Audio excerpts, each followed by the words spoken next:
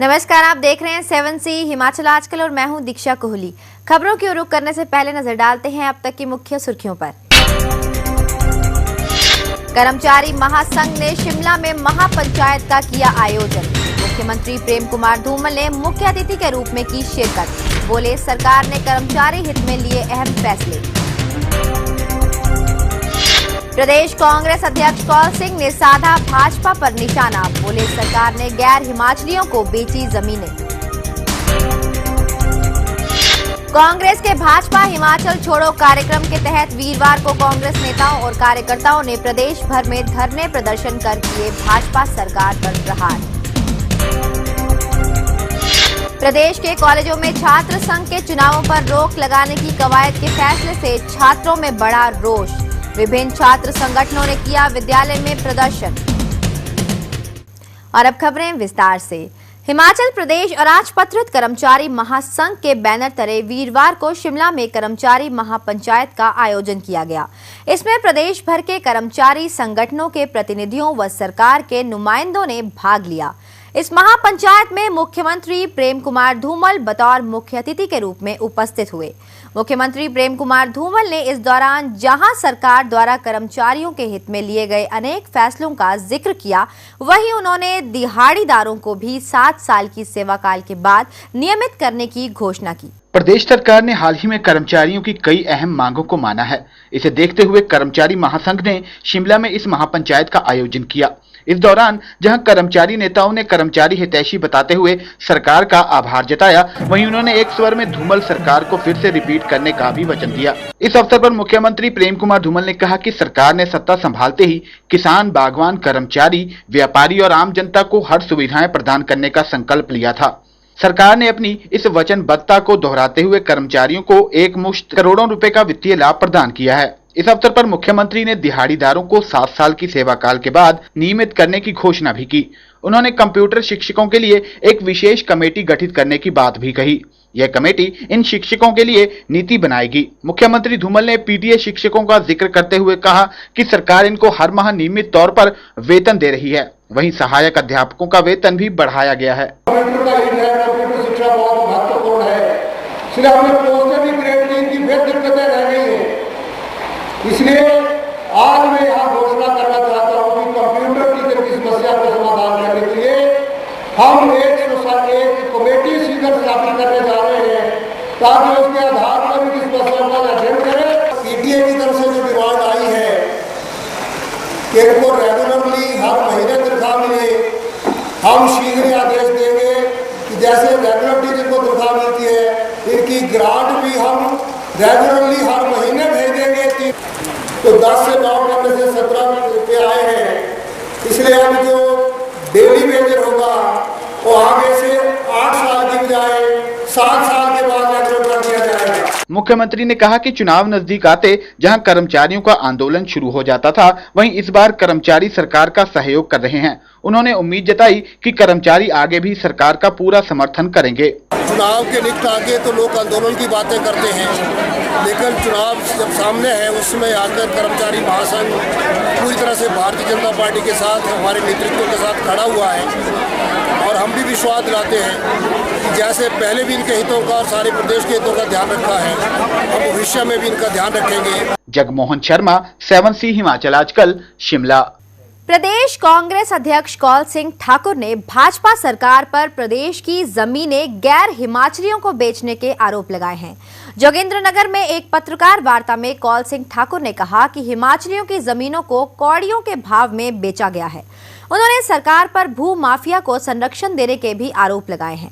उन्होंने कहा कि सरकार ने हमीरपुर में एक शराब की अवैध फैक्ट्री को संरक्षण दे रखा है। ये फैक्ट्री एक्साइज ड्यूटी दिए बिना ही धड़ल्ले से शराब बेच रही है। कौल सिंह ने कहा कि प्रदेश सरकार सड़क, शिक्षा और स्वास्थ्य को अपनी प्रथम प्राथमिकता बताते नहीं थक रही, जबकि प्रदेश में इन तीनों की हालात दयनीय बनी हुई है। भ्रष्टाचार चरम सीमा पर। हमीरपुर में एक शराब फैक्ट्री है जिसको राजनीतिक संरक्षण प्राप्त है, वहाँ बिना एक्साइज ड्यूटी दिए हुए शराब जो है गांव-गांव में पहुँच रही है। प्रदेश में कानून व्यवस्था पूरी तरह लड़खड़ा गई है।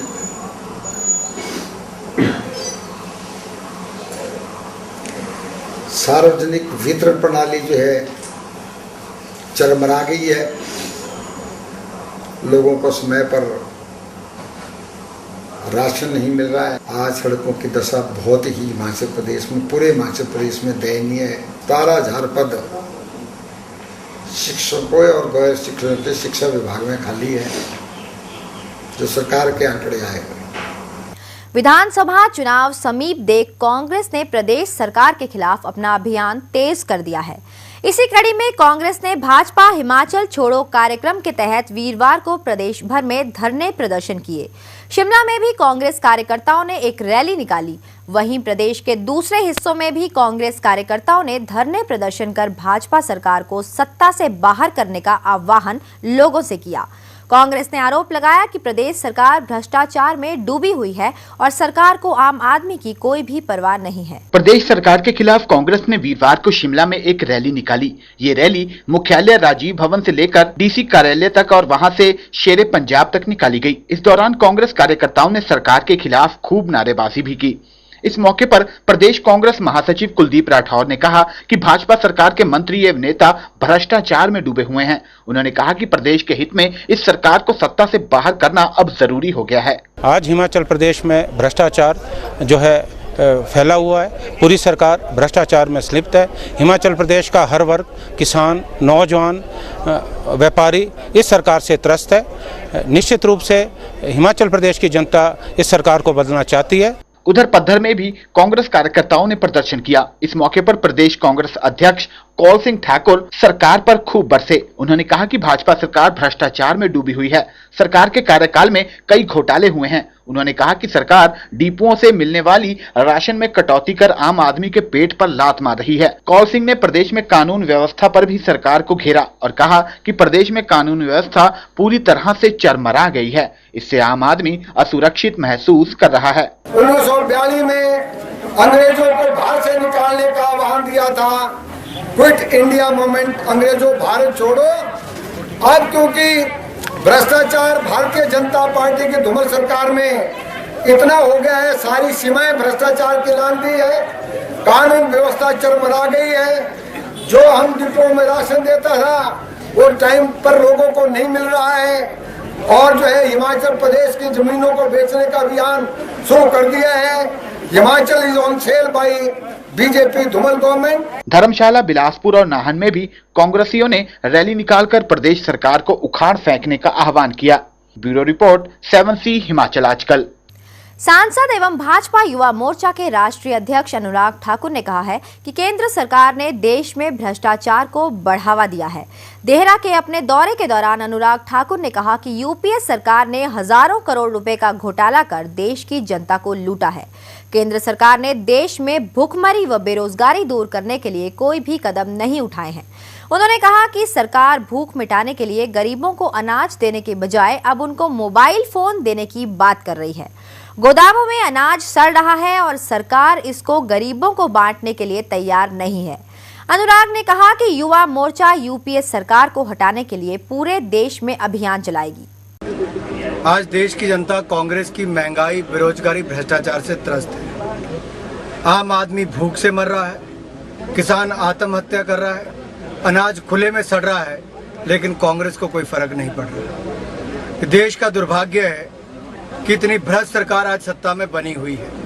आज उनको सत्ता में रहने का कोई अधिकार नहीं, क्योंकि आम आदमी का आज मन कांग्रेस से उब चुका है। देश की स्थिति दूबर हो चुकी है। इसलिए हम देश भर में एक अभियान चला रहे हैं, कांग्रेस हटाओ देश बचाओ। इसी अभियान के अंतर्गत कि अगर कांग्रेस को हटाओगे तो देश बच सकता है, तो कांग्रेस को हटाने के लिए जिस तरह से हमने कहा था कि अंग्रेजों गद्दी छोड़ो, हम कह रहे हैं कांग्रेस गद्दी छोड़ो। चुनावों के ऐन पहले शिलान्यास व घोषणाएं करने के मुद्दे पर कांग्रेस ने भाजपा सरकार को आड़े हाथों लिया है।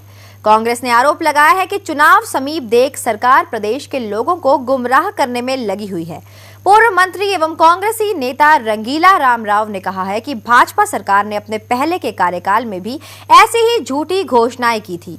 भाजपा सरकार ने अवैध कब्जे नियमित करने और नए जिलों के गठन की घोषणा की थी, लेकिन सभी जानते हैं कि इन घोषणाओं का क्या हश्र हुआ है। अब दोबारा सरकार ऐसे ही घोषणाएं कर रही है।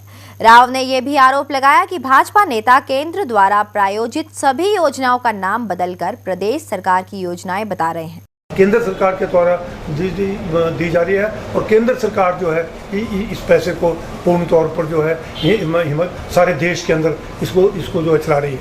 जहाँ तक हिमाचल प्रदेश का ताल्लुक है, हमने 2006 से ये एक पीडीएस स्कीम के तहत 41 किलो राशन हम हिमाचल प्रदेश के लोगों को देते थे और इस 41 किलो राशन के तहत हर राशन कार्ड होल्डर को 41 किलो राशन मिलता था।